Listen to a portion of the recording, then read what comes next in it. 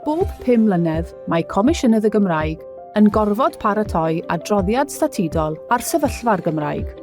Ond nid dyletswydd yn unig yw creu'r adroddiad hwn i ni, mae'n gyfle arbennig i adolygu'r dystiolaeth ac adnabod y cyfleoedd i greu dyfodol llywyrchus i'n iaith.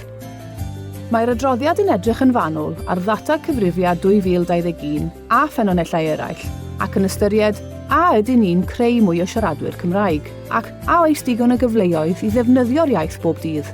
Mae'r canfyddiadau'n glir. Os ydym am gyrraedd miliwn o siaradwyr a dyblu'r defnydd dyddiol o'r Gymraeg, mae angen newid. Dyma'r 3 phrif gyfle felly. 1. Creu siaradwyr hyderus. Ein hysgolion sy'n creu siaradwyr y dyfodol. Mae angen rhagor o ysgolion Cymraeg arnom ac hyfforddiant iaith Gymraeg gorfodol i bob athro newydd mwyn creu gweithlu addysg gwirioneddol ddwyieithog. 2. Cymunedau Cymraeg cryf. Mwyn i'r Gymraeg lwyddo'n genedlaethol, rhaid iddi lwyddo'n lleol.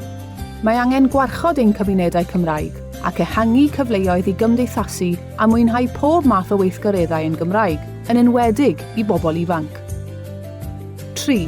Gweithleoedd Cymraeg.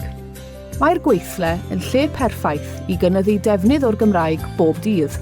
Rydym yn galw am strategaeth genedlaethol i greu gweithleoedd Cymraeg naturiol a hyderus. Gyda chamau beiddgar gallwn greu newid gwirioneddol, a chamu'n nes at 1 miliwn o siaradwyr ac at ddyfodol lle mae'r Gymraeg yn cael ei thrysori a'i defnyddio bob dydd.